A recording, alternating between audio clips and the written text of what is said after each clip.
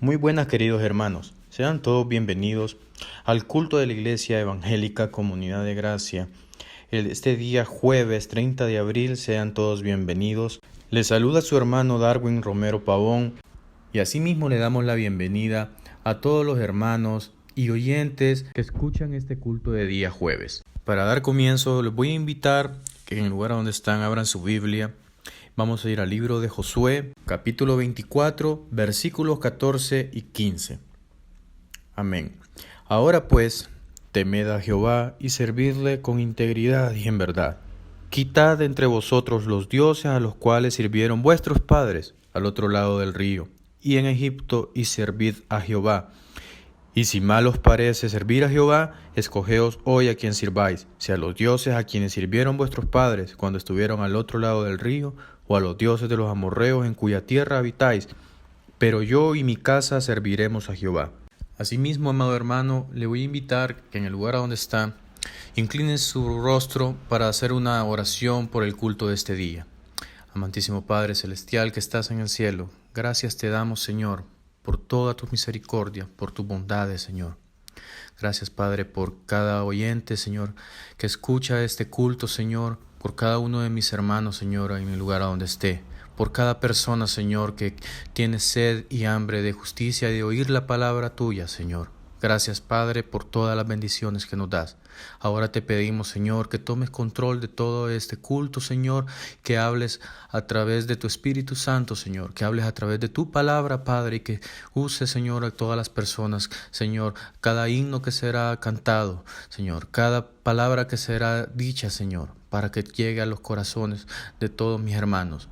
Bendice tu palabra, Señor, traída por el pastor este día, en el nombre de Jesús. Amén y amén. Como siguiente punto, amado hermano, vamos a entonar himnos al Señor, entonados por la hermana Andrea Pino. Y el Señor de paz os dé siempre paz en toda manera. Segunda a los Tesalonicenses 3:16. Himno número 366. En Jesucristo.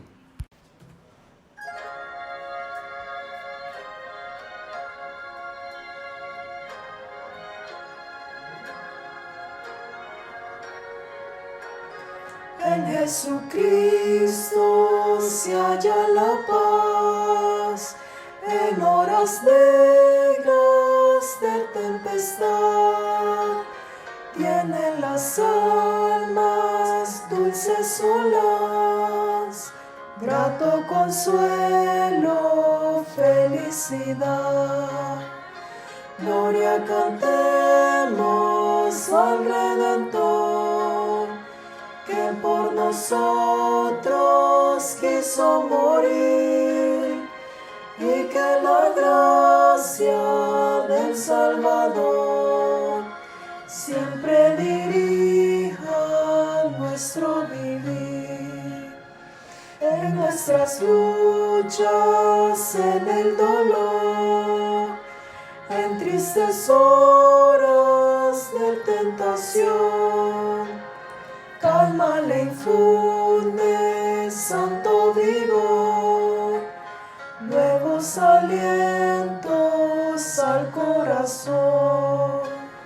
Gloria cantemos al Redentor, que por nosotros quiso morir, y que la gracia del Salvador siempre dirija nuestro vivir.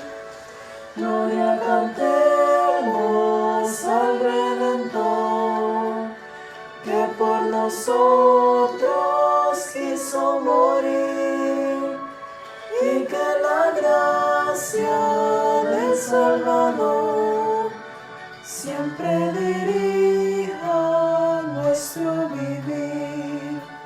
Siempre dirija nuestro vivir.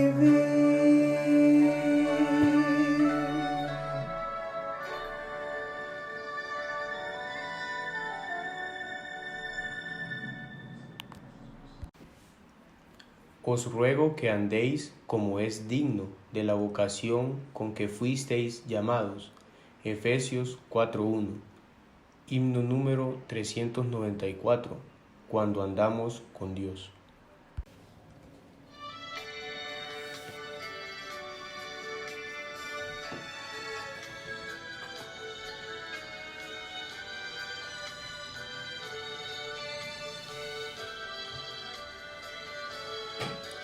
Cuando andamos con Dios, escuchando su voz, nuestra senda florida será. Cumpliremos su ley, porque es nuestro Rey, y su amor siempre nos guiará. Obedecer y confiar en Jesús es la senda marcada para andar en la luz.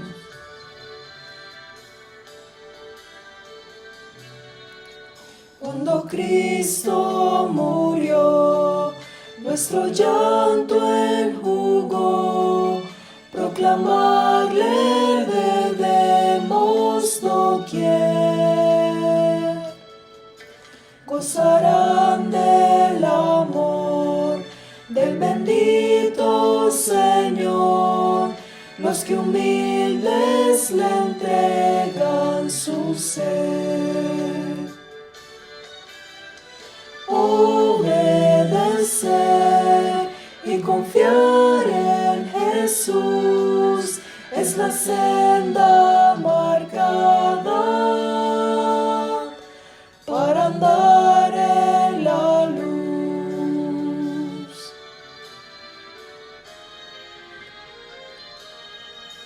No podemos probar sus delicias sin par si seguimos mundano el placer.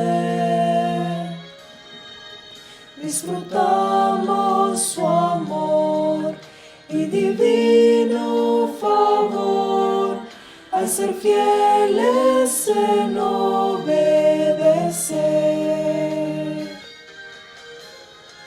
Obedecer y confiar en Jesús es la senda marcada para andar en la luz. Obedecer y confiar en Jesús es la senda marcada para andar en la luz.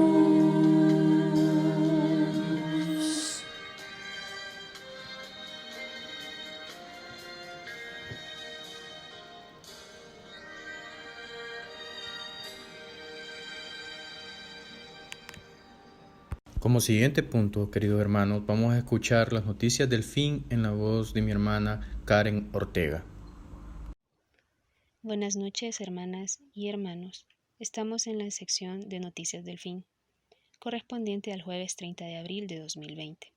A continuación escucharán 3 noticias. Vamos a la primera. Lleva como título ¿Cómo será la ciudad del futuro que Toyota va a construir en Japón? Una ciudad donde los carros se conduzcan solos, se construyan casas inteligentes y la mayoría de procesos estén dominados por la tecnología, la sostenibilidad y la inteligencia artificial. Aunque parece un sueño futurista, Toyota anunció en el marco de la Feria de Tecnología CES, que se celebró en Las Vegas, la creación de Woven City, algo así como Ciudad Tejido, un prototipo urbanístico que fue llamado como el laboratorio del futuro. Construir una ciudad completa desde cero, incluso a pequeña escala como esta, es una oportunidad única para desarrollar tecnologías futuras, dijo el CEO de Toyota, Akio Toyoda. El principal objetivo de la Woven City es que funcione como una serie de laboratorio vivo, donde sus residentes y desarrolladores puedan probar y crear tecnologías de máquinas autónomas, robótica, movilidad, smart homes e inteligencia artificial dentro de un ambiente real.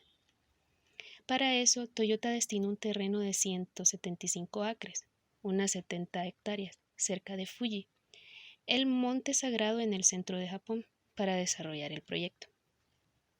El proyecto también señala que las casas serán de madera y que en su construcción mezclarán una antigua técnica japonesa y métodos de producción robótica. Toyota señaló que se construirán techos que tendrán paneles solares. Con las casas en pie, según lo anunciado por Toyota, el siguiente paso será la conectividad. Todos los hogares estarán equipados de varias tecnologías, que incluye hasta inteligencia artificial basada en sensores para monitorear la salud de las personas. El anuncio de Toyota trajo a colación otro proyecto similar, la ciudad inteligente que la filial de Google, Sidewalk Labs, lleva planeando construir cerca de Toronto, en Canadá, y tener lista para el 2023. La segunda noticia se titula ¿Para qué servirá el James Webb, el telescopio espacial que podrá mirar hacia el pasado? El telescopio espacial James Webb, JWST, una misión internacional de las agencias espaciales de Estados Unidos, NASA, Europa, ESA, y Canadá, CSA, lleva varios años en construcción con un costo de miles de millones de dólares. Sus responsables planean lanzarlo a millones de kilómetros de la Tierra, y los científicos afirman que tendrá la capacidad de detectar cualquier galaxia en el universo. Pero una pieza clave del JWST es un instrumento creado por un equipo de astrónomos e ingenieros de Edimburgo, Escocia. Es el MIRI, Mid-Infrared Instrument, una herramienta diseñada para medir el rango de longitud de onda del infrarrojo medio. El MIRI es uno de los 4 detectores clave del JWST.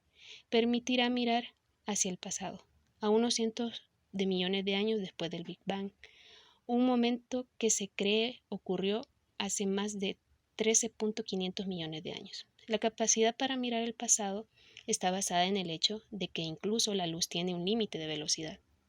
La luz viaja a 300.000 kilómetros sobre segundos. Así, debido al tiempo que tarda en recorrer el espacio, cuanto más lejos está un objeto, más atrás vemos en el tiempo. Por ejemplo, como la luz del sol tarda 8 minutos en llegar a la Tierra, en realidad los que estamos en la Tierra vemos el sol como era hace 8 minutos. Entonces, la imagen de una estrella que está a 1.000 millones de años luz distancia tarda 1.000 millones de años en llegar a nosotros.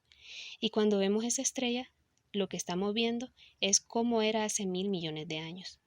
El MIRI permitirá a los astrónomos mirar esos cuerpos celestes en mayor detalle, incluida la observación de sus atmósferas para prometedores signos de vida extraterrestres. Y lo más fascinante es que el MIRI será capaz de mirar hacia casi el comienzo del universo. El JWST es literalmente un enorme proyecto. Tiene el tamaño de una cancha de tenis y su espejo de 6,5 metros es varias veces más grande que el del Hubble. En su configuración funcional, es demasiado grande para cualquier cohete, por lo que deberá ser doblado en 18 segmentos hexagonales que se desplegarán en el espacio.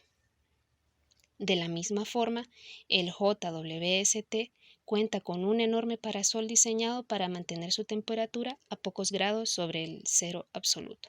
El telescopio está siendo probado exhaustivamente en la Tierra, porque irá a lugares donde nadie podrá arreglarlo si sufre una descompostura. La misión está programada para 2021 y está planeada que dure menos de 6 años. La tercera noticia se titula Conoce a los Xenobots, los primeros robots vivos del mundo que se curan a sí mismos y fueron creados a partir de células madre de rana. Los científicos han creado los primeros robots vivos y que se curan a sí mismos utilizando células madre de ranas, llamados Xenobots, en honor a la rana africana con garras Xenopus laevis, de la que tomaron sus células madre. Las máquinas tienen menos de 1 milímetro de ancho, lo suficientemente pequeñas como para viajar dentro del cuerpo humano. Pueden caminar y nadar, sobrevivir durante semanas sin comida y trabajar juntas en grupo, dijo la Universidad de Vermont, que realizó la investigación con la Universidad de Tufts. Las células madre son células no especializadas que tienen la capacidad de convertirse en diferentes tipos de células. Los investigadores rasparon células madre vivas de embriones de ranas y las dejaron incubar. Luego, las células fueron cortadas y remodeladas en formas corporales específicas diseñadas por una supercomputadora, formas nunca vistas en la naturaleza, según un comunicado de prensa de la Universidad de Vermont. Los xenobots incluso tienen capacidades de autocuración. Cuando los científicos dividieron un robot, se curó solo y siguió moviéndose. Los xenobots no se parecen a los robots tradicionales, no tienen engranajes brillantes ni brazos robóticos. En cambio, se parecen más a una pequeña gota de carne rosa en movimiento. Los xenobots podrían usarse para limpiar desechos radiactivos, recolectar microplásticos en los océanos, transportar medicamentos dentro de cuerpos humanos o incluso viajar a nuestras arterias para raspar la placa. Si pudiéramos crear formas biológicas 3D por pedido, podríamos reparar defectos de nacimiento, reprogramar tumores en tejido normal, regenerar después de una lesión traumática o enfermedad degenerativa y vencer el envejecimiento, dijo el sitio web de los investigadores. Esta investigación podría tener un enorme impacto en la medicina regenerativa. Bueno, hasta aquí las noticias del fin. Sigamos disfrutando de nuestro culto. Buenas noches. Como siguiente punto, querido hermano, pasamos al segmento de las informaciones. Como primer punto, si usted ha sido parte de nuestra audiencia y quiere enviar un corto video de saludo en donde nos cuente su experiencia por los cultos virtuales que hemos transmitido, envíe el video al número de celular 95 79 44 10. Le repito, celular 95 79 44 10. Le invitamos también a poder ver todas las transmisiones nuevamente y a compartirlo con hermanos, amigos, familiares, compañeros de trabajo, de estudio y publicarlo con sus contactos en las redes sociales, así que podamos presentar el Evangelio de Salvación a todos juntos y poder extender así la palabra del Señor. También asimismo, en la actualidad, la Iglesia Evangélica Comunidad de Gracia cuenta con 2 cadenas de oración, una que tiene 10 años de vigencia, donde se reciben peticiones de oración sobre salud, temas económicos, asuntos legales, necesidades espirituales y así cualquier necesidad que la feligresía tenga.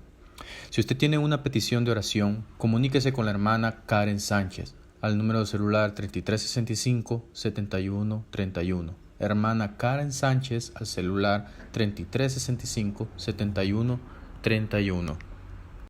La segunda cadena de oración surge por la emergencia del COVID-19. Es la denominada de 24 horas, con peticiones específicas para este tema, con hermanos orando en segmentos de media hora cada uno. Si usted quiere participar activamente en ella, llame al hermano Onan Morel al celular 8800-9970. Hermano Onan Morel al celular 8800-9970. Y así podremos incluirlo y enviarle las peticiones de oración para la media hora que se seleccione. Así que hermano, le invitamos a que pueda unirse a estas cadenas de oración para que pueda ser de bendición para su vida y pueda ser de bendición para muchos más. Asimismo, hermano, si usted desea ofrendar o diezmar de manera electrónica en una agencia bancaria o en un autobanco, puede hacerlo a través de la cuenta número 11-401-015776-6 del Banco de Occidente. Les vuelvo a repetir la cuenta. Número 11-401-015776-6 del Banco de Occidente. Para que puedan hacer sus aportaciones, ofrendar y diezmar a la iglesia. Este domingo, en nuestro culto, tendremos Santa Cena.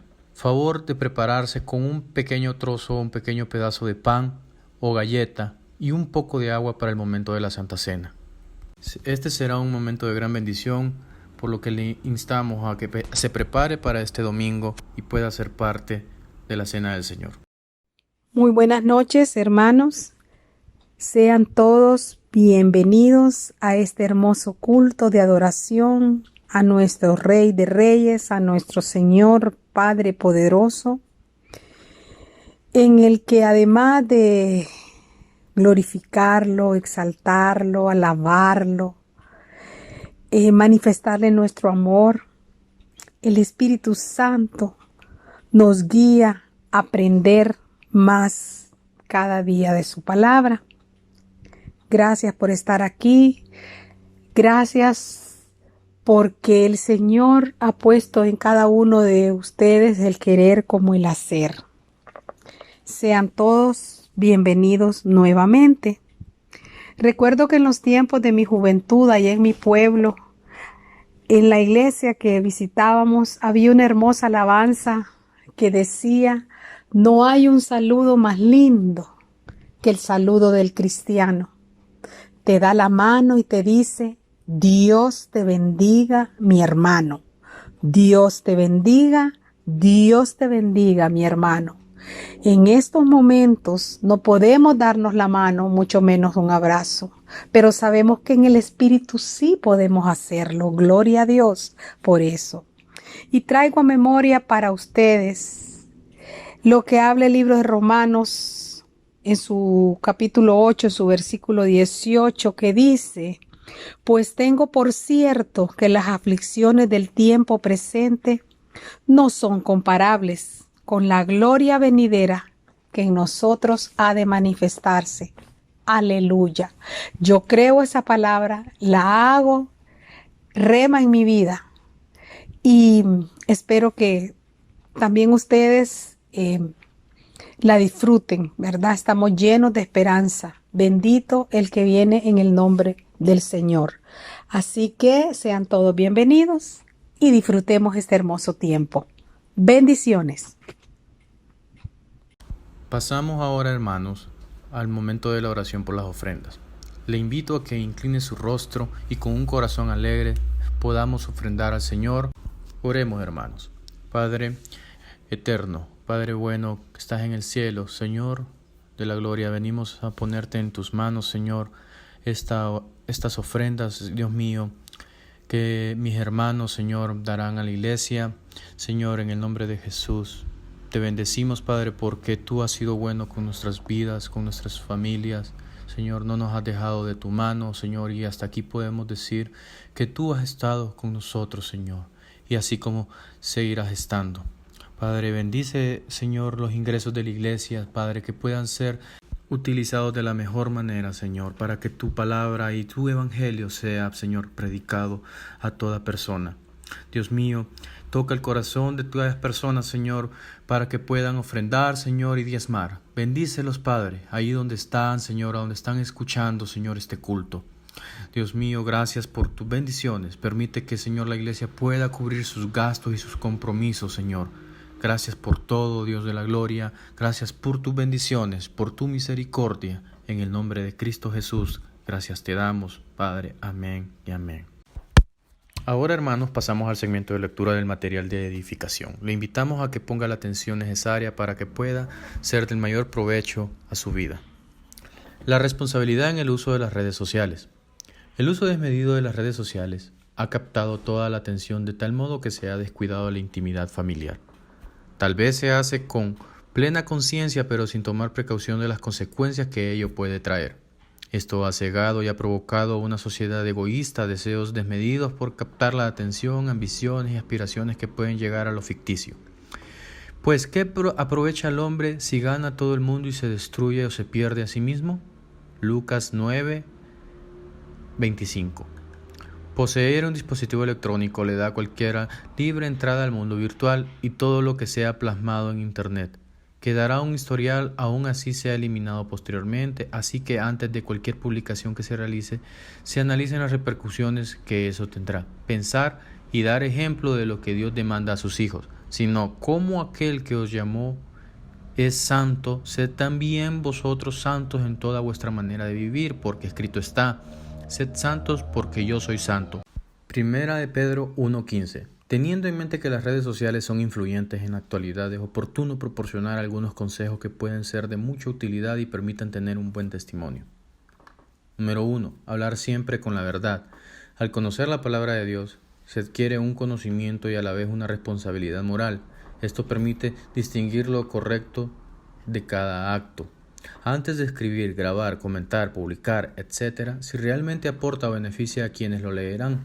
La verdad es el estandarte, no se debe dejar a un lado, de lo contrario sería piedad en apariencia, sin olvidar que Dios conoce hasta el más profundo de los pensamientos. Bienaventurados los de limpio corazón, porque ellos verán a Dios. Mateo 5:8. Número 2. Ser precavido, cauteloso y prudente. Anticiparse a los hechos que las interacciones puedan tener. Es menester recordar que apresurarse a hablar o escribir puede tener consecuencias. Ninguna palabra corrompida salga de vuestra boca, a fin de dar gracia a los oyentes. Efesios 4:29. En otras palabras, si no hay algo constructivo que compartir, evitar comentarios aceleradamente. Si en un caso determinado se comete el error de acelerar las palabras y se plasma en la red como hijos de Dios, es importante reconocer ante el prójimo la falta cometida. 3. Las redes deben usarse con la conciencia plena de ser hijos de Dios. Pensando por un momento, ¿cuál hubiese sido el impacto del uso de las redes sociales en los tiempos de la iglesia primitiva? En donde los primeros cristianos lograron llevar la palabra de Dios. Y me seréis testigos en Jerusalén, en toda Judea, en Samaria y hasta lo último de la tierra. Hechos 1:8. Teniendo este ejemplo, para que anunciéis las virtudes de aquel que os llamó de las tinieblas a su luz admirable. Primera de Pedro 2:9. Ser ejemplo fiel de la fe, reflejando el buen pensar y el obrar. 4. Nunca una interacción virtual sustituirá una interacción personal. La tecnología ha acercado a las personas con sus familiares a la distancia, sin embargo ha alejado a otras muy cercanas. Es muy común postear estados esperando algún tipo de comentario, común hablar con todos esos amigos virtuales y a la vez desconocer el estado de ánimo o pena del prójimo. 5. Cuidar lo que se ve. Es inevitable estar expuestos a contenido inapropiado que puede perturbar la mente y corazón. Se ofende a Dios cuando se es partícipe de cosas deshonrosas. Lo que se vea contribuye o destruye a la edificación. La lámpara del cuerpo es el ojo, así que si tu ojo es bueno, todo tu cuerpo estará lleno de luz. Pero si tu ojo es maligno, todo tu cuerpo estará en tinieblas. Mateo 6:22. Es indispensable el buen uso de tecnología para el aprendizaje de un tema en particular, el fortalecimiento y crecimiento espiritual. Número 6. El afán de la popularidad innecesaria solo creará una falsa realidad. Una de las características particulares del ser humano es la necesidad de sentirse aceptado y congratulado por sus logros. Es normal, hasta el punto de no caer en el egocentrismo. Sin embargo, se expone a cruzar esa pequeña y delgada línea, sin perder el piso, creyendo que la popularidad en las redes sociales puede otorgar la felicidad. Es oportuno recordar esto. A cada cual que está entre vosotros, que no tenga más alto concepto de sí que el que deba tener, sino que piense de sí con cordura, conforme a la medida de fe que Dios repartió a cada uno. Romanos 12:3. No buscar aplausos o cumplidos ayuda a enfocar los pensamientos en la humildad. Nada hagáis por contienda o por vanagloria, antes bien con humildad, estimando cada uno de los demás como superiores a él mismo. Filipenses 2:3. 7. Reconocer las capacidades. Las personas que usan las redes con habilidades propias en los medios electrónicos tienen una oportunidad para dar a conocer la gloria de Dios. Proclamar el mensaje como lo hicieron los primeros cristianos con la mente firme de dar a conocer a Dios. Porque no podemos dejar de decir lo que hemos visto y oído. Hechos 4:20. 8. Si hay tiempo para las redes, hay tiempo para leer la Biblia y la oración. Hoy todos tienen el acceso fácil a un teléfono inteligente, tan inteligente que ha logrado esclavizar a la sociedad de tal modo que se invierte parte del tiempo al uso de las redes sociales.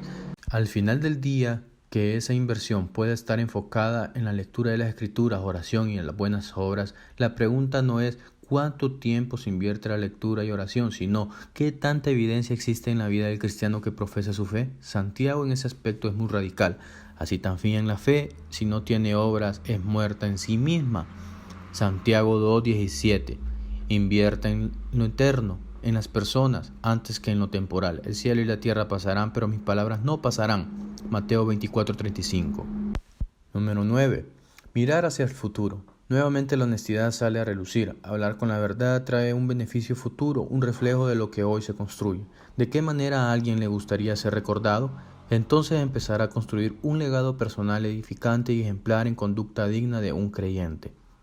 En conclusión, En los hijos de Dios debe prevalecer responsabilidad al utilizar las redes sociales, tener presente al autor de Hebreos al afirmar que, por tanto, nosotros también teniendo en derredor nuestro tan grande nube de testigos, despojémonos de todo peso y del pecado que nos asedia. Hebreos 12:1. También Pablo a los filipenses les hace un recordatorio, solamente que os comportéis como es digno del Evangelio de Cristo, para que, o sea que vaya a veros o que esté ausente, oiga de vosotros que estáis firmes en un mismo espíritu, combatiendo unánimes por la fe del Evangelio. Filipenses 1:27. Una recomendación que sigue teniendo vigencia después de 20 siglos, lo que refleja la importancia del buen testimonio. No limitar la mayor comisión de los medios digitales. La verdadera necesidad está fuera, en tu vecindario. Es importante balancear la inversión del tiempo sin descuidar la comunión con el Señor. Jehová te bendiga y te guarde. Jehová haga resplandecer su rostro sobre ti y tenga de ti misericordia. Jehová alce sobre ti su rostro y ponga en ti paz. Números 6, 24, 26. Gracias al Señor, queridos hermanos, por esta hermosa lectura que esperamos que haya sido de bendición a sus vidas y que sea puesta en práctica a la brevedad. Ahora vamos a presentar a nuestro pastor Julio Durón, quien nos trae una preciosa palabra de los eventos finales. Muy buenas noches, queridos hermanos, buenas tardes o buenos días. Independientemente del lugar donde usted se encuentre, le agradecemos por poder participar de este culto de la Iglesia Evangélica Comunidad de Gracia, que hemos denominado Doctrina para la Vida. ¿Qué aprendemos doctrina? Porque la doctrina pone hueso, pone músculo en la vida del creyente, de manera tal que cuando vengan las dificultades de la vida va a tener suficientes herramientas y suficiente conocimiento doctrinal que le ayude a sostenerse en los momentos de dificultad, de manera tal que cuando esas situaciones se presenten y su corazón no esté vacío ni su esperanza sea vana, sino que esté puesta en el Señor, porque el fin de la doctrina bíblica es ese, fijar la mente y el corazón en la esperanza eterna y todas aquellas bendiciones y bienes espirituales que Dios nos provee. Así pues que bienvenidos a todos, a los que son propios de la Iglesia Evangélica Comunidad de Gracia y también a aquellos hermanos que han tenido a bien ir siguiendo estos cultos virtuales desde que esta situación de pandemia mundial se ha dado, y agradecemos infinitamente a Dios, oramos por sus vidas para que Dios les proteja, les guarde y para que siempre tengan esa disposición de participar con nosotros de estos cultos. Le voy a rogar inclinar su rostro ahí donde está para dedicar este tiempo en oración. Amado Padre, te damos gracias infinitas por la bendición de poder llevar tu santa palabra a los hogares de nuestra iglesia, de otros hermanos en la fe que se adhieren también, Padre, a estas audiencias, a estos cultos virtuales. Rogamos tu bendición, la guianza de tu Santo Espíritu que nos guía a toda verdad y que para que abras nuestro entendimiento y abras nuestro corazón a las verdades eternas. Gracias infinitas, Padre, por esta participación.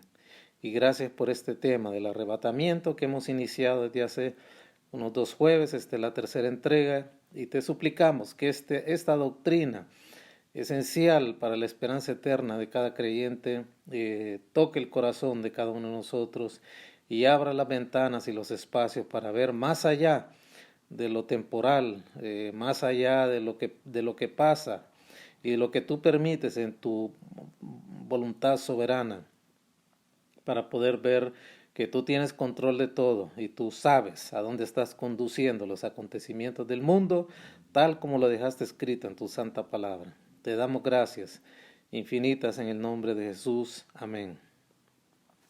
Muy bien, hermanos, hemos estado viendo la doctrina del arrebatamiento, que es el suceso inmediato, es decir, aquí es donde los creyentes debemos de apuntar. Y hemos insistido que el arrebatamiento no tiene señales previas, es decir, no tiene que ocurrir una gran catástrofe, una pandemia, o una guerra, una inundación, una peste, cosas de esas. El arrebatamiento es inminente, eso quiere decir que no hay nada previo que lo condicione para que ocurra.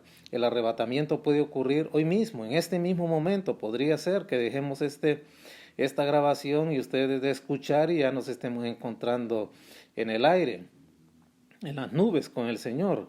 Repito, el arrebatamiento no obedece a señales previas, no está condicionado a señales previas, es de carácter inminente, es decir, puede ocurrir en cualquier momento y eso es lo que los creyentes estamos esperando.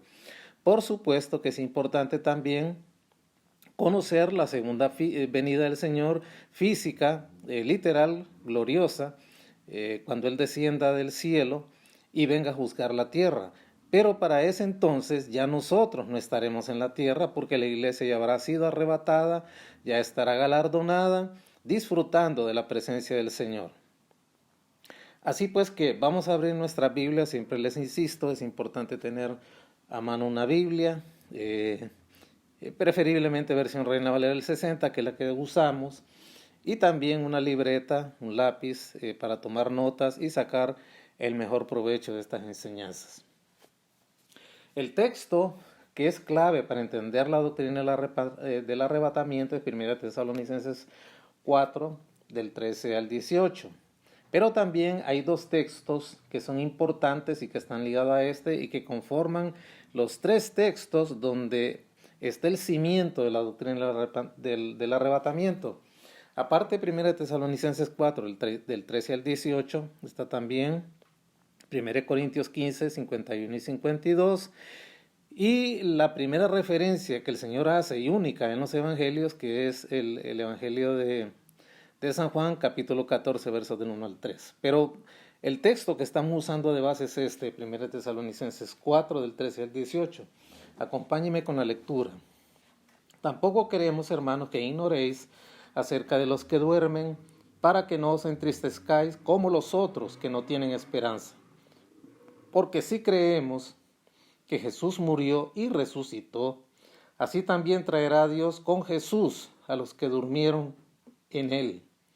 Por lo cual os decimos esto en palabra del Señor, que nosotros que vivimos, que habremos quedado hasta la venida del Señor, no precederemos a los que durmieron, sino que el Señor mismo, con voz de mando, con voz de arcángel y con trompeta de Dios, descenderá del cielo, y los muertos en Cristo resucitarán primero. Luego nosotros, los que vivimos, los que hayamos quedado, seremos arrebatados juntamente con ellos en las nubes para recibir al Señor en el aire. Y así estaremos siempre con el Señor. Por tanto, alentados los unos a los otros con estas palabras. Siempre hacemos un breve repaso para conectarnos con lo anterior. La verdad que como estos cultos virtuales quedan grabados ahí en este canal, usted puede acceder a ellos. Si por primera vez está entrando a este estudio del arrebatamiento, puede ver las dos lecciones anteriores. La primera, que tenía que ver con el contexto del libro. Hablamos de cómo llegó Pablo a Tesalónica, cómo se fundó la iglesia, cómo fue expulsado de la iglesia, cómo quedó él preocupado, cómo envió a Timoteo de vuelta para saber el estado de la iglesia naciente con la cual había servido en algún tiempo breve. Y de esa manera pues es impulsado por ese informe que le da Timoteo a afirmar estas verdades y otras que están en estas cartas, escribiéndolas, siendo el apóstol Pablo el autor, y aparece también ahí Silas y aparece Timoteo también como correspondientes en el saludo inicial y como aprobadores de lo que Pablo escribe. Hablamos un poquito de Tesalónica en su contexto histórico, hablamos de los grandes temas en que se divide el libro y también de las doctrinas que se toca en ese libro, y vimos que de esas 5 o 6 doctrinas que se tocan ahí, o 5 o 6 grandes temas que se tocan en ambas cartas, la que es como el eje o el que impulsa la visión plena o la interpretación plena de ambas cartas es el aspecto escatológico.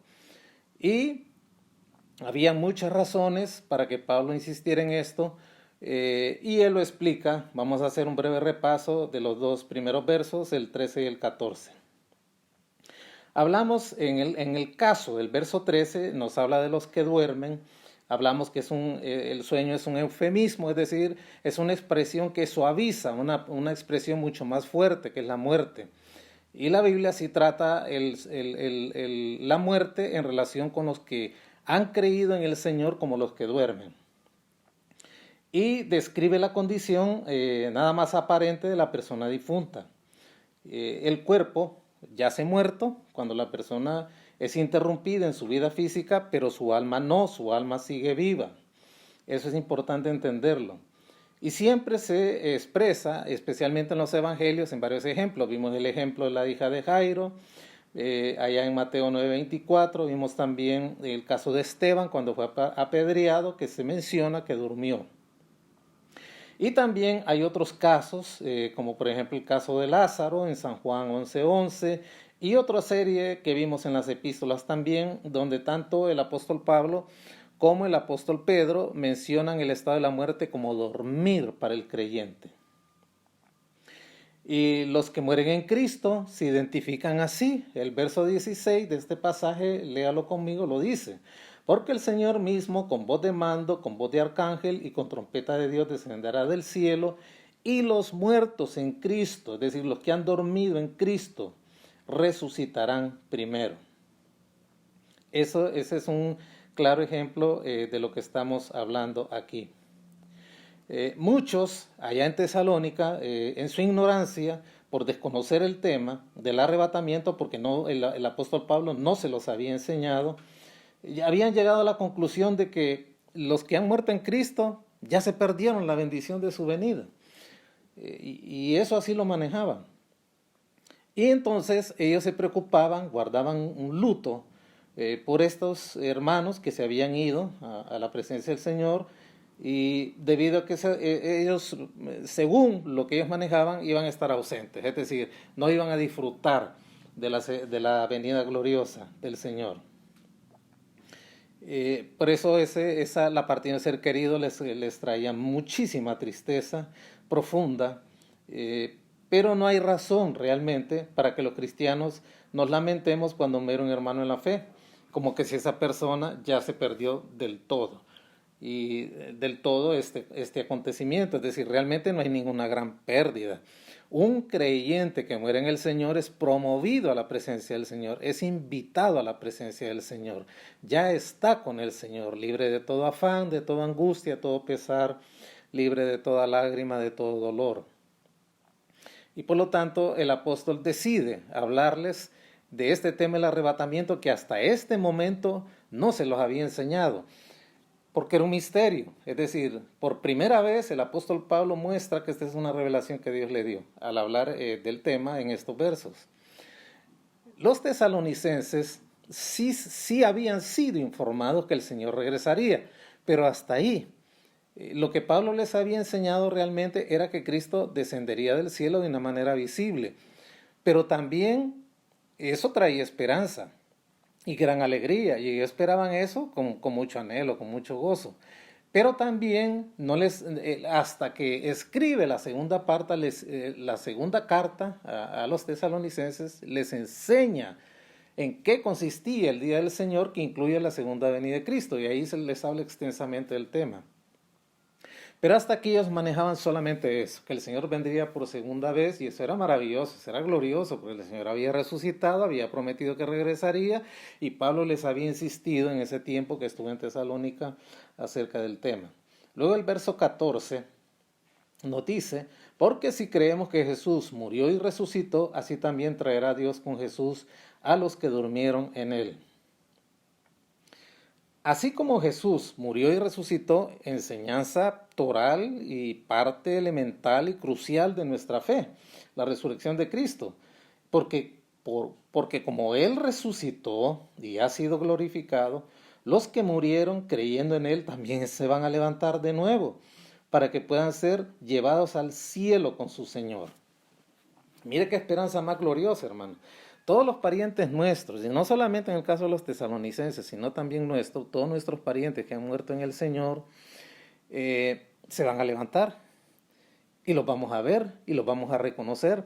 Ya no los vamos a ver, hermano, con los sentimientos y los ojos humanos que tenemos, porque vamos a estar en un estado de perfección gloriosa, y los vamos a volver a ver. Todo pariente nuestro que murió en el Señor, solo es cuestión de tiempo que nos podamos reunir con ellos. Sea que muramos antes de que el Señor regrese por su iglesia, o sea que les veamos resucitar con cuerpos de gloria y nosotros ser transformados en ese instante si estamos vivos. O sea, la esperanza es igual. Pablo les dice: miren, no se han perdido nada los que ya partieron en Tesalónica con el Señor, porque así como Cristo resucitó, también ellos van a resucitar, para ser llevados por el mismo Señor al cielo. Juan 14, del 1 al 3, es un texto crucial y lo dice así: no se turbe vuestro corazón, creéis en Dios, creed también en mí. En la casa de mi Padre muchas moradas hay. Si así no fuera, yo os lo hubiera dicho. Voy pues a preparar lugar para vosotros. Y si me fuere y os prepararé lugar, vendré otra vez y os tomaré a mí mismo, para que donde yo estoy, vosotros también estéis. Ahí el Señor lo dijo claramente: va a haber resurrección. Yo solo me adelanto, yo voy a preparar morada. Aquí está hablando de la Nueva Jerusalén, el hogar de los santos. Y les voy a preparar sus habitaciones allá. Y si, como yo me voy a ir, voy a prepararles lugar. Y el Señor lo dice en el verso 3, yo voy a regresar. Ahí está hablando que Él no va a quedar en la tumba, sino que va a subir a preparar lugar y va a regresar.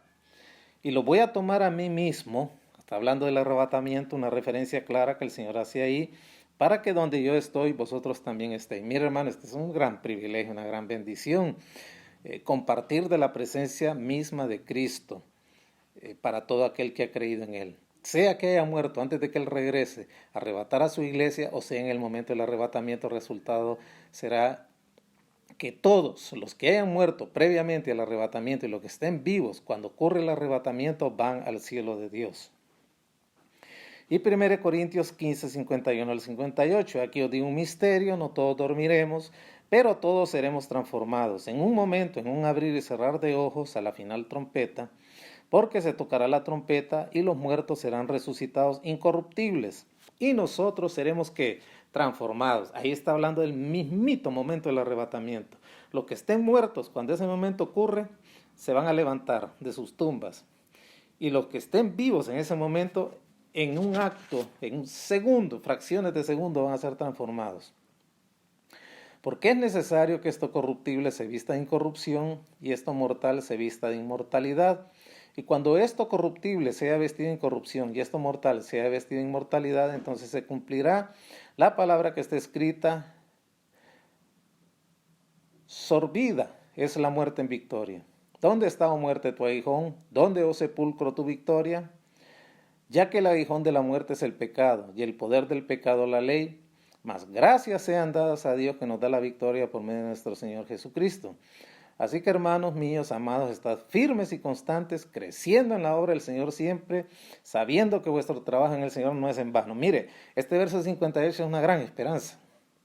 No se preocupen, venga lo que venga, pase lo que pase, se muera quien se muera, cambien las circunstancias del mundo, vengan cosas peores en el mundo, no importa, su trabajo no es en vano. Vamos todos seguros al momento culminante, el punto más glorioso, la culminación de la redención del creyente, el arrebatamiento. Por eso vale la pena vivir, dice aquí el apóstol, vale la pena hacer la obra de Dios, vale la pena esforzarse. Vamos a un punto glorioso, un punto de encuentro con el Señor en las nubes para estar en el cielo con el Señor. Estos textos que leí, hermanos, recién, describen el rapto de la iglesia, el arrebatamiento, el traslado de la iglesia. Lo describen con claridad. Jesús viene a recoger a sus redimidos y a llevarlos con Él al cielo. Todos los que hayan muerto antes de este tiempo, que son los que este texto del verso 13 denomina a los que durmieron con el Señor, todos van a ser juntados y llevados de regreso al cielo con el Señor. Será el punto de encuentro entre los que murieron en Cristo, levantados de entre los muertos con cuerpos preparados para ese momento, y nosotros, si estamos vivos, si no nos hemos muerto, seremos transformados, y los dos grupos de los creyentes que murieron en Cristo y de los creyentes vivos que estén en ese momento, cuando el Señor regrese a arrebatar a su iglesia, juntos vamos al cielo del Señor. Maravillosos textos estos dos primeros. Ahora entremos al verso 15, que fue donde quedamos el jueves anterior. Vamos a leerlo juntos. 1 Tesalonicenses 4:15. Por lo cual os decimos esto en palabra del Señor, que nosotros que vivimos, que habremos quedado hasta la venida del Señor, no precederemos a los que durmieron. Esa frase, palabra del Señor, ¿a qué se refiere Pablo? ¿Era acaso algún dicho de Jesús que se encuentra en los evangelios referente a esto? No, definitivamente que no. No existe una expresión similar en los evangelios. Fíjese que la única referencia explícita del arrebatamiento en los evangelios es la de San Juan 14, versos del 1 al 3, que leímos. Esa es la única referencia en los evangelios directa que el Señor mencionó. De ahí no hay otra. Algunos creen que el Señor se estaba refiriendo a otras referencias, a otras palabras que el Señor dijo mientras estuvo en la tierra, y que ese mensaje esencial o elemental quedó registrado más adelante en otros pasajes, como por ejemplo Mateo 24, 30 y 31. Vamos a leerlo. Acompáñame ahí en su Biblia, Mateo 24, 30 y 31. Entonces aparecerá, listo con su Biblia, de lástima que no los estoy viendo para que me dijeran amén. Entonces aparecerá la señal del Hijo del Hombre en el cielo, y entonces lamentarán todas las tribus de la tierra, y verán al Hijo del Hombre viniendo sobre las nubes del cielo con poder y gran gloria. Y el verso 31.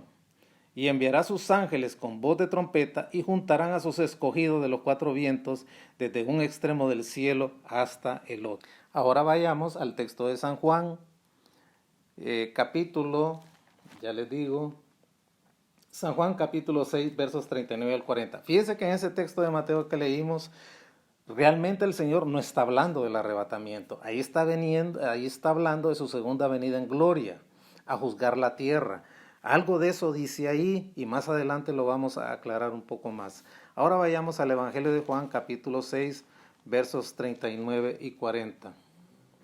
Fíjese bien los elementos que aparecen en estos textos, porque muchos se agarran de ellos para decir que la iglesia va a pasar la gran tribulación y que la segunda venida de Cristo es el mismo arrebatamiento, y nada que ver. Hay que leer bien la Biblia con detenimiento. San Juan 6, 39 y 40. Y esta es la voluntad del Padre, el que me envió, que de todo lo que me diere no pierda yo nada, sino que lo resucite en el día postrero. Y esta es la voluntad del que me ha enviado, que todo aquel que vea al Hijo y cree en Él tenga vida eterna, y yo le resucite en el día postrero.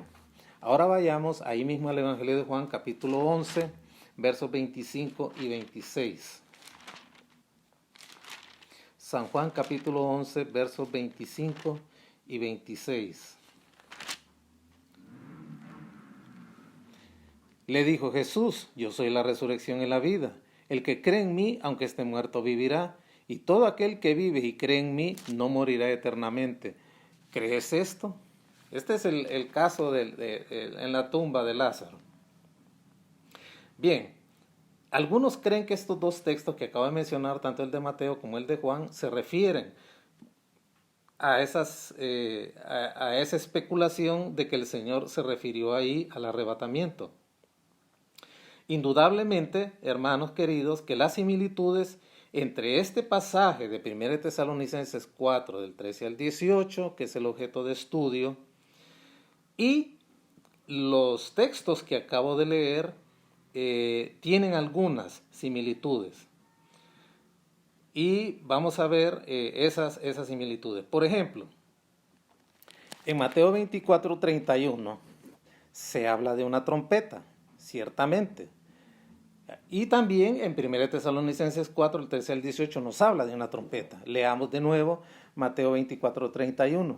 Y enviará sus ángeles con voz de ¿qué? De trompeta, y juntará a sus escogidos de los cuatro vientos desde un extremo del cielo hasta el otro.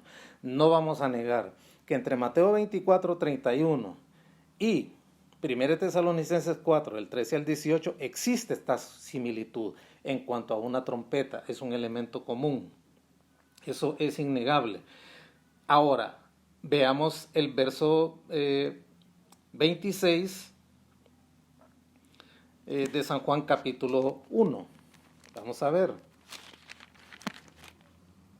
Perdón, de San Juan 11, 26. Disculpen, dije 1, pero es el 11, 26. Vamos a ver otro elemento que es común. tanto en este pasaje de Juan como en el pasaje de 1 Tesalonicenses 4, del 13 al 18. Mire lo que dice San Juan 11:26. Y todo aquel que vive y cree en mí no morirá eternamente. ¿Crees esto? Cuando dice aquí, el que cree en mí no morirá eternamente, ¿qué está diciendo? Está hablando de resurrección. Ciertamente, San Juan 11:26 nos habla de resurrección. Y también el texto clave para poder entender la doctrina del arrebatamiento, que es 1 Tesalonicenses 4, el 13 al 18, nos habla de resurrección. Ya tenemos dos elementos comunes. Lo que nos dice Mateo 24:31 en cuanto a la trompeta, y lo que nos dice, que también aparece allá en este texto de 1 Tesalonicenses 4, y en esta otra referencia, San Juan 11:26, también nos habla de resurrección, y allá en 1 Tesalonicenses 4 también nos habla de resurrección. Ahora vayamos de regreso a Mateo 24:31 y veamos un tercer elemento común. Y enviará sus ángeles con voz de trompeta y juntarán a los escogidos de los cuatro vientos desde un extremo del cielo hasta el otro. Aquí, hermanos, aparte de hablarnos de la trompeta, que ya lo mencioné, que es el primer elemento común entre estos dos pasajes, entre este pasaje específicamente, Mateo 24:31 y 1 Tesalonicenses 4, el 13 al 18, que es la trompeta, aquí aparece un tercer elemento común y es una reunión.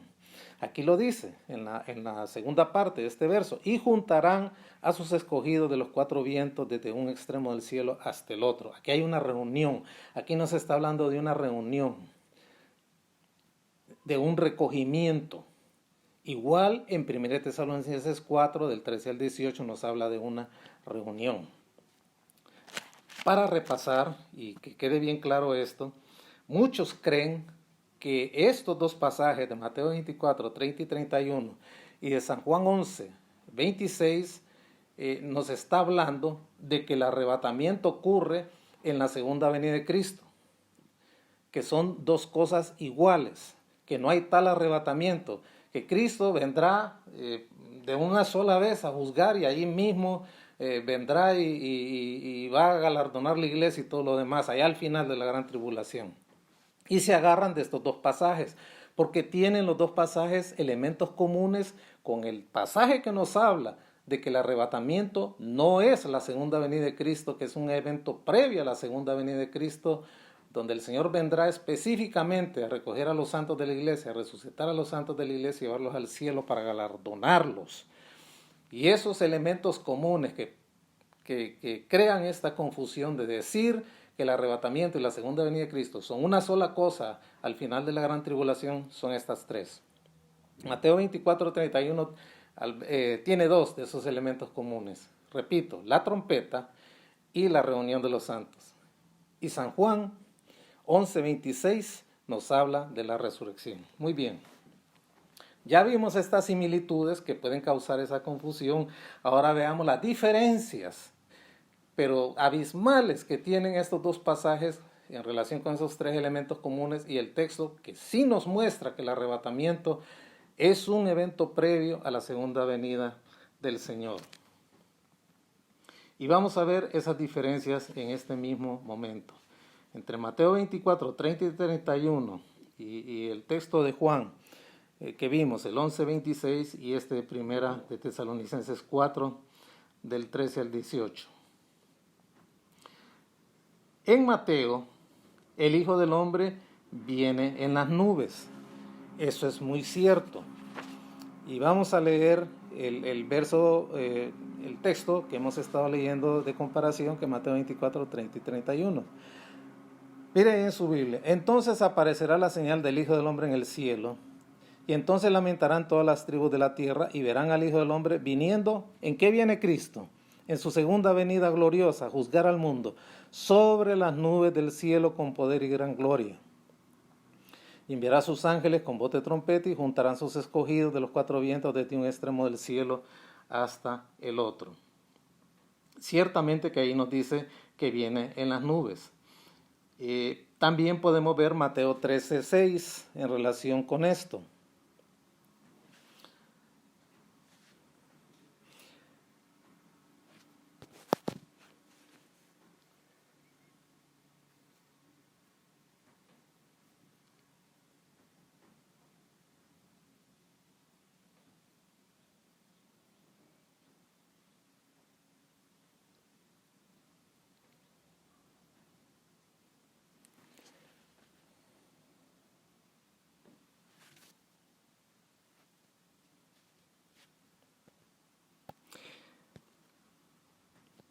También el texto de Marcos en los sinópticos, vamos a ver el equivalente a este texto de Mateo 24, 30 y 31, que es Mateo 13, 26, nos dice de la misma manera: entonces verán al Hijo del Hombre que vendrá en las nubes del cielo con poder y gran gloria.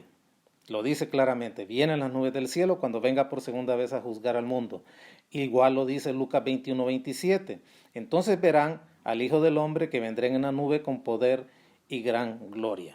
Ciertamente, Cristo viene en las nubes, a la tierra. Esa es la gran diferencia que nos hablan estos tres textos de Mateo 24, 30 y 31, Mateo 13, 26 y Marcos 13, 26, y Lucas 21, 27. Cristo ciertamente en su segunda venida, después de la gran tribulación, viene en las nubes.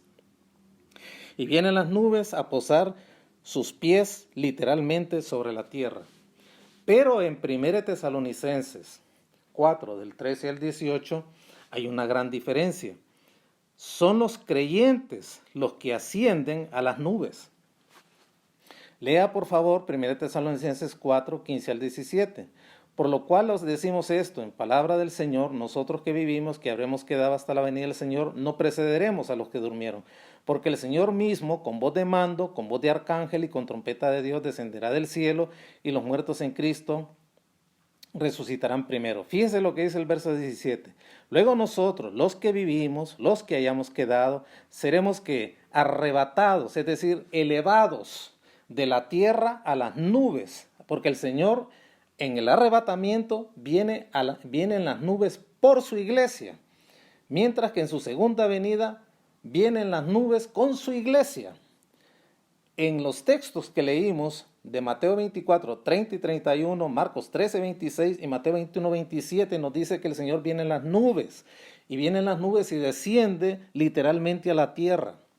Mientras que en este verso 17, 1 Tesalonicenses 4, nos dice que los creyentes que habremos quedado seremos arrebatados junto con los creyentes que van a resucitar y que murieron antes del arrebatamiento, y serán llevados a las nubes. Y ahí en las nubes el Señor nos esperará para llevarnos de las nubes al cielo. Esa es la primera gran diferencia entre estos pasajes y el de 1 Tesalonicenses 4, del 13 al 18. En esos tres textos de los evangelios primeros que cité, el Señor viene en las nubes a la tierra. Mientras que en 1 Tesalonicenses 4, del 13 al 18, los creyentes ascienden a las nubes, porque el Señor llegará hasta ese punto, y de ahí, junto con el Señor, seremos llevados al cielo. Ahora veamos una segunda gran diferencia. En estos textos que leí, los ángeles juntan a los creyentes cuando el Señor regrese por segunda vez, porque recuerden, hermanos, que en la gran tribulación habrá salvación. Sin lugar a duda, durante la gran tribulación, los 144,000 sellados predicarán el evangelio con gran eficacia y en condiciones sumamente adversas. Y no habrá un tan solo rincón del planeta que no sea cubierto por ellos. Allá está la referencia. Y este evangelio, dijo el Señor en Mateo 24, será predicado en todas las naciones, y entonces vendrá el fin. El evangelio será predicado y habrán muchos convertidos durante la gran tribulación. Cuando el Señor regrese físicamente a la tierra en su segunda venida a juzgar la tierra, los ángeles van a hacer la labor de juntamiento. Y eso es lo que nos dice ahí ese texto de Mateo 24, 31. Léalo conmigo. Y enviará sus ángeles con voz de trompeta y juntarán a los escogidos de los cuatro vientos, entre paréntesis, de la tierra, desde un extremo del cielo hasta el otro. Ve usted, esa es una gran diferencia. En la segunda venida física del Señor a juzgar la tierra, al final de la gran tribulación, los ángeles hacen esa labor de juntar. Ahora veamos qué nos dice el texto de Tesalonicenses. Y en el caso del arrebatamiento es diferente. Esto hay que entenderlo, hermanos. Repito, cuando el Señor regrese por segunda vez, ya cuando haya posado sus pies en la tierra, los ángeles se van a encargar de juntar a todos los creyentes convertidos durante la gran tribulación para llevarlos al Señor ahí en la tierra. Mientras que en el arrebatamiento, nos dice 1 Tesalonicenses 4, del 13 al 18, que el Señor mismo es el que va a juntar de manera personal, no va a tercerizar el juntamiento de los creyentes. Él se va a encargar de llamar a los muertos de sus tumbas, a los muertos creyentes, para darles nuevos cuerpos y de sacar literalmente a los creyentes vivos que se encuentren para ese momento, y tanto a los creyentes muertos con sus cuerpos ya preparados para la presencia del Señor, el disfrute de su presencia, y los creyentes que sean transformados en el aire en segundos, en micras de segundos. Él personalmente va a juntar estos dos grupos, los va a llevar a las nubes donde Él nos va a recibir en ese momento, y de ahí junto con el Señor partiremos al cielo de Dios. Esa es la gran diferencia entre la manera de juntar a los redimidos en el arrebatamiento y la manera de juntarlos al final de la gran tribulación. Al final de la gran tribulación el Señor no lo va a hacer de manera personal, sino que va a utilizar a sus santos ángeles para que hagan esa reunión. Esa es la segunda gran diferencia. También en estos textos que acabamos de leer no se habla específicamente de resurrección, pero aquí en este texto sí se nos habla de resurrección. Y esa era la gran esperanza para los creyentes de Tesalónica, en el sentido de sus parientes que habían muerto en el Señor. Pablo les dice, no se preocupen, no tienen que entristecerse, no han padecido pérdida alguna. Ellos se fueron antes, eso es todo. Pero cuando el Señor regrese a arrebatar a su iglesia, el Señor mismo se va a encargar de levantarlos de sus tumbas para que puedan estar con Él. Eso es importante, ese es el tercer aspecto en esos pasajes que leímos. Y luego podemos ver también una cuarta diferencia. Especialmente en este texto de Mateo 24, 30 y 31 no se nos habla de un orden de resurrección. Esto es bien importante entenderlo, hermano. No hay orden de resurrección, es decir, no se nos dice quiénes resucitan primero y qué va a pasar con los que estén vivos. 1 Tesalonicenses 4, del 13 al 18, sí lo dice claramente. El verso 16, porque el Señor mismo, fíjese bien, ahí en primera persona, Él se va a encargar de todo este proceso en el arrebatamiento. Con voz de mando, con voz de arcángel, con trompeta de Dios, descenderá del cielo, y los muertos en Cristo resucitarán. ¿Cómo, hermano? Primero. ¿Quiénes son los primeros? ¿Quiénes son los protagonistas en el arrebatamiento como primer grupo para el disfrute de este evento glorioso, de esta graduación? Son aquellos que los tesalonicenses creían y por los cuales se entristecían y guardaban un gran luto creyendo que se habían perdido este magno evento. Aquí nos dice cuál es el orden. Ellos son los primeritos que van a resucitar para encontrarse con el Señor.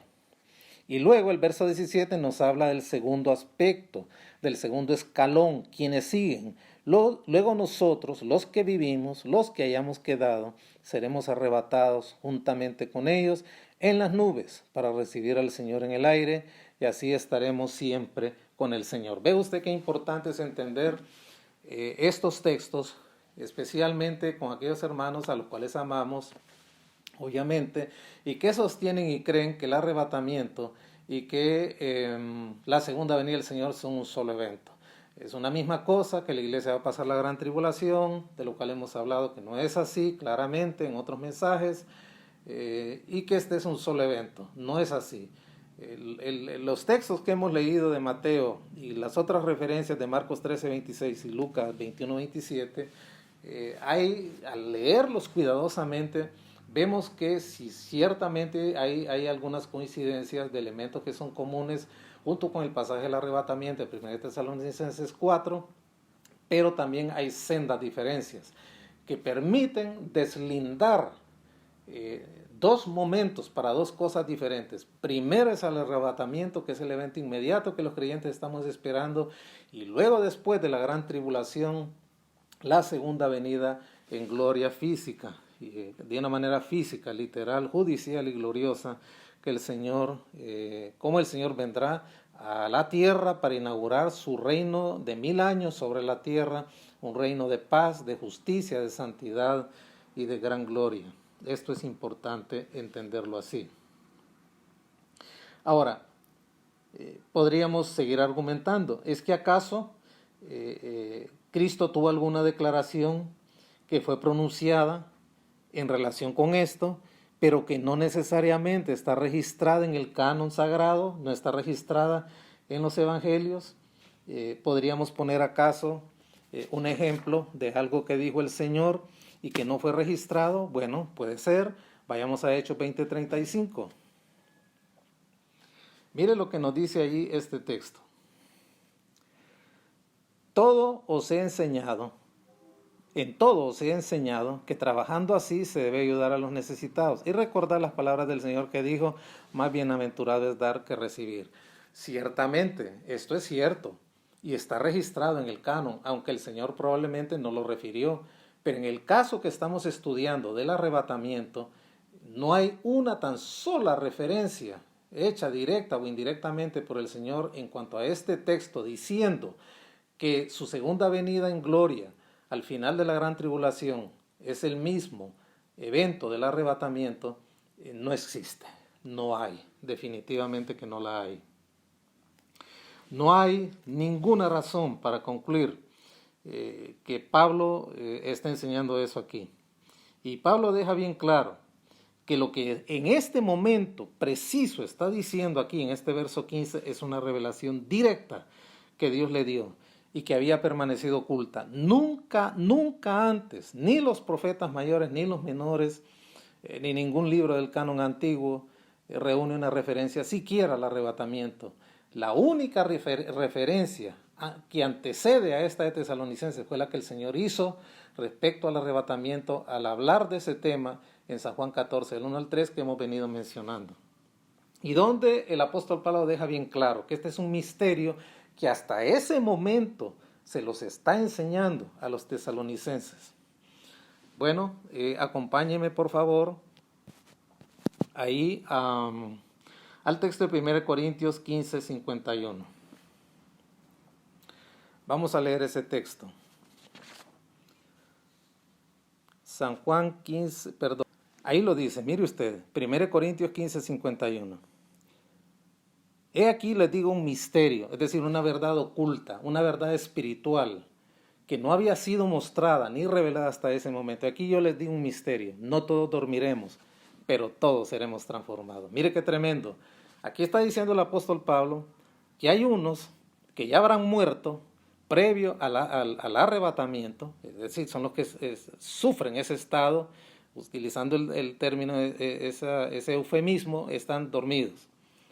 Pero también otros van a ser transformados en el arrebatamiento. Este es un misterio que hasta ese momento se está corriendo el telón para que los tesalonicenses lo vean y entiendan que el arrebatamiento es una revelación que Dios le dio de una manera personal a él.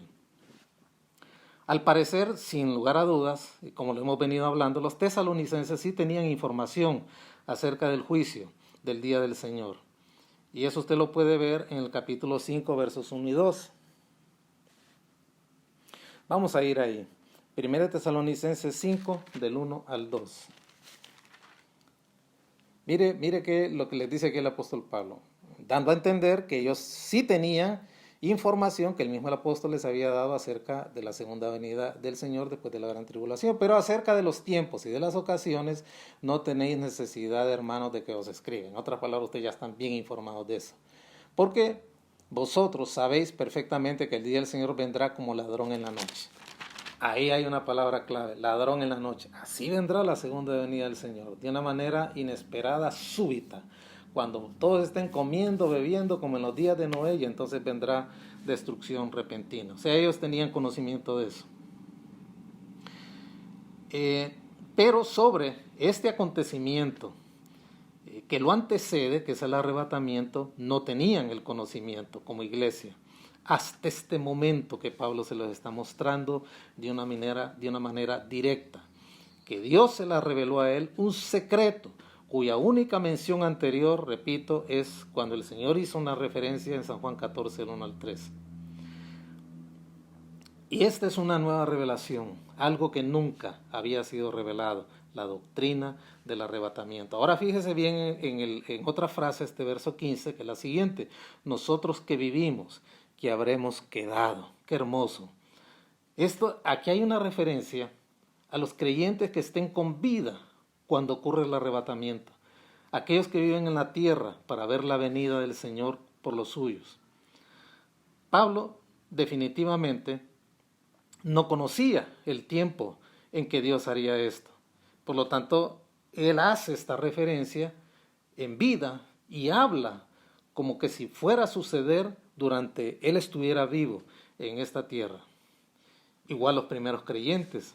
Él creyó que este acontecimiento estaba muy cerca por suceder. Vamos a ver algunos pasajes en cuanto a esto. Fíjese bien qué hermosos estos pasajes, donde el apóstol participa de su esperanza de que estas cosas, de que este magno acontecimiento ocurriera cuando él estuviera vivo. Fíjese bien Romanos 13:11.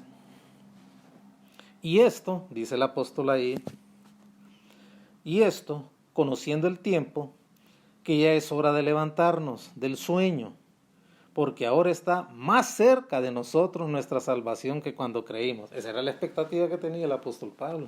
O sea, él creía que esa cosa podía ocurrir en cualquier momento, el arrebatamiento.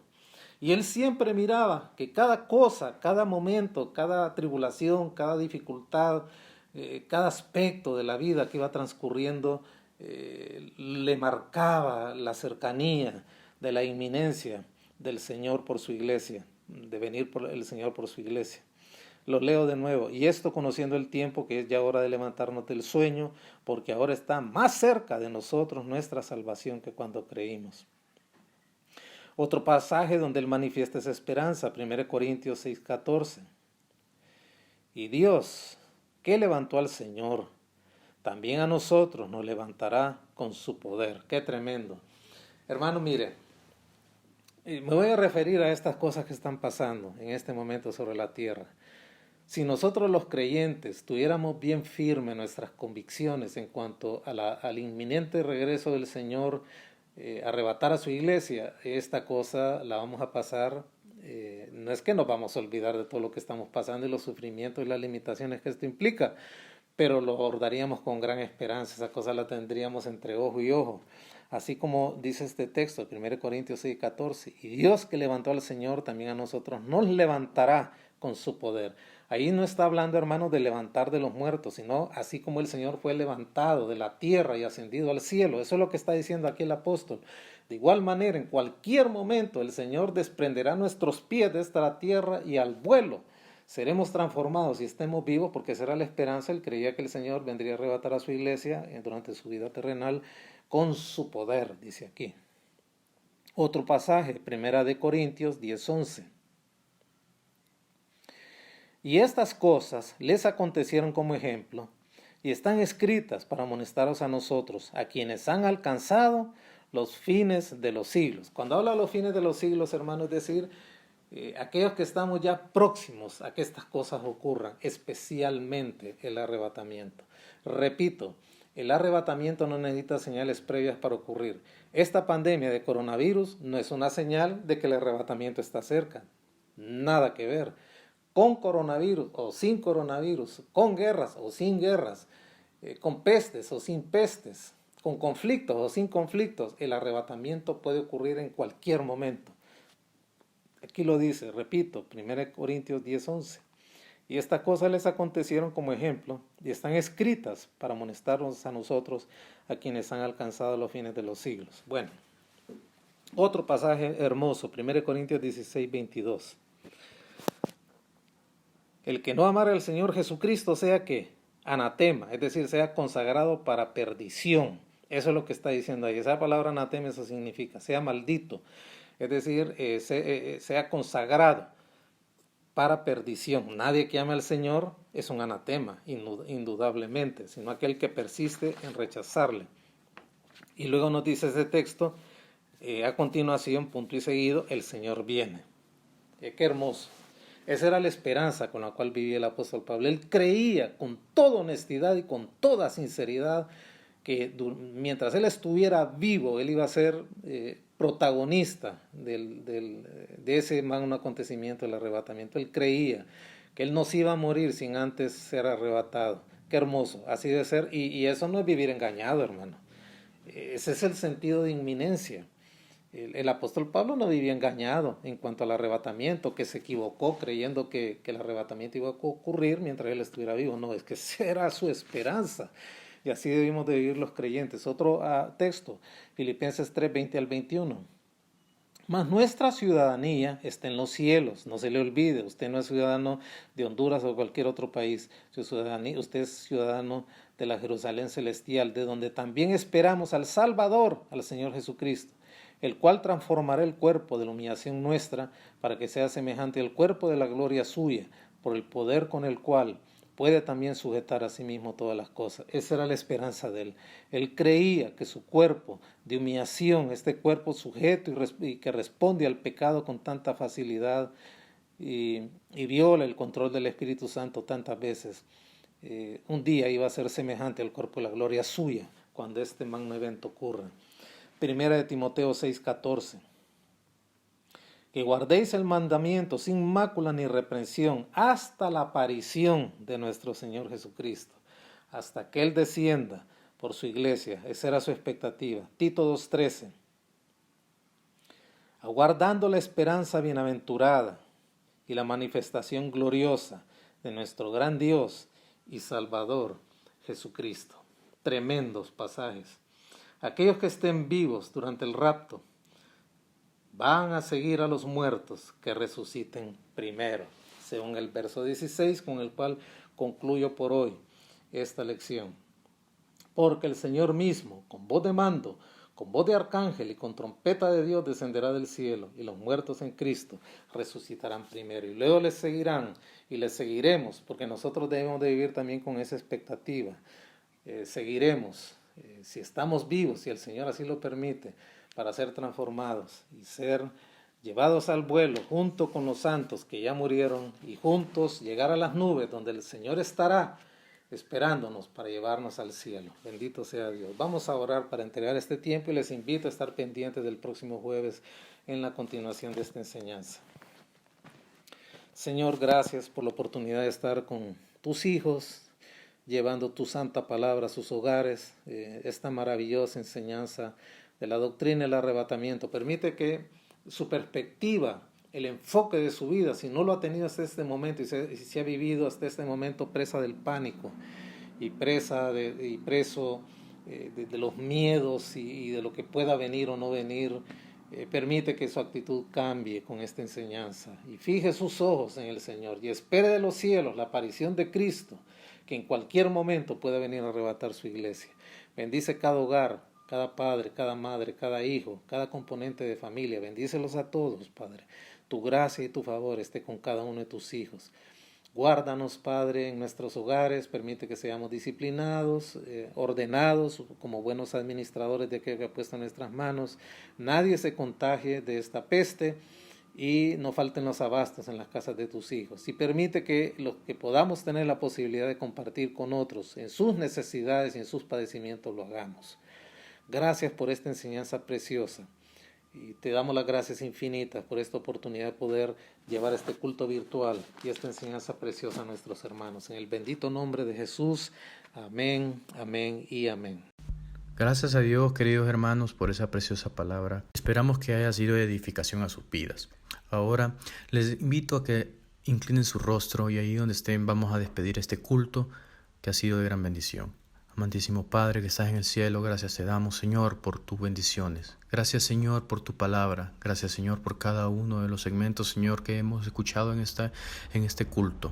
Padre, bendice a cada uno de mis hermanos, Señor, cada uno de los oyentes que están, Señor, desde sus casas, desde un puesto en internet, Señor, escuchando tu palabra. Señor, que esta palabra haya sido edificación para cada uno de nosotros, Señor, y que sea, Señor, de provecho a nuestras vidas. Te bendecimos, Señor, porque tú has hablado a nuestros corazones, Señor. Ayúdanos, Señor, a que esto sea de multiplicación a muchos otros, Señor, y que pueda alcanzar más vidas para ti. En el nombre de Jesús, Señor, despedimos este culto, Señor. Bendice a cada uno de mis hermanos allí donde se encuentran, Señor. En el nombre de Cristo Jesús. Amén y amén. Querido hermano, le invitamos también a estar pendiente de las siguientes transmisiones que la iglesia estará notificando. También a poder ver y escuchar nuevamente las que ya han sido proporcionadas. Dios bendiga a cada uno de sus vidas en gran manera. Hasta luego.